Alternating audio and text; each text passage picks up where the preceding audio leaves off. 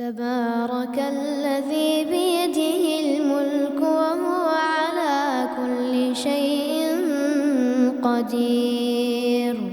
الذي خلق الموت والحياة ليبلوكم أيكم أحسن عملا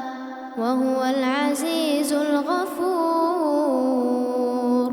الذي خلق 7 سماوات طباقا ما ترى في خلق الرحمن من تفاوت فارجع البصر هل ترى من فطور ثم ارجع البصر كرتين ينقلب إليك البصر خاسئا وهو حسير، ولقد زينا السماء الدنيا بمصابيح وجعلناها رجوما للشياطين وأعتدنا لهم عذاب السعير، وللذين كفروا بربهم عذاب جهنم وبئس المصير. إذا ألقوا فيها سمعوا لها شهيقا وهي تفور تكاد تميز من الغيظ، كلما ألقي فيها فوج سألهم خزنتها ألم يأتكم نذير؟ قالوا بلى قد جاءنا نذير فكذبنا وقلنا ما نزل الله من شيء إن أنتم إلا في ضلال كبير، وقالوا لو كنا نسمع أو نعقل ما كنا في أصحاب السعير، فاعترفوا بذنبهم فسحقا لأصحاب السعير. إن الذين يخشون ربهم بالغيب لهم مغفرة وأجر كبير، وأسروا قولكم أو اجهروا به إنه عليم بذات الصدور، ألا يعلم من خلق وهو اللطيف الخبير، هو الذي جعل لكم الأرض ذلولا فامشوا في مناكبها وكلوا من رزقه وإليه النشور. أأمنتم من في السماء أن يخسف بكم الأرض فإذا هي تمور، أم أمنتم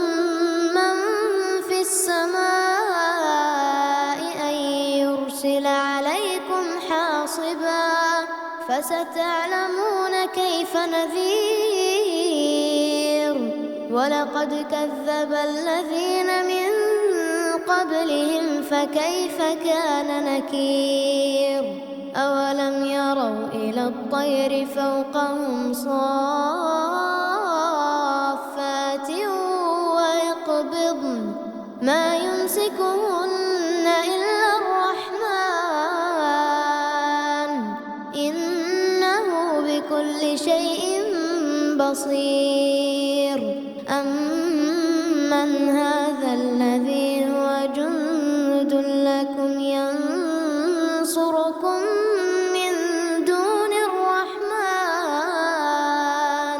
إن الكافرون إلا في غرور.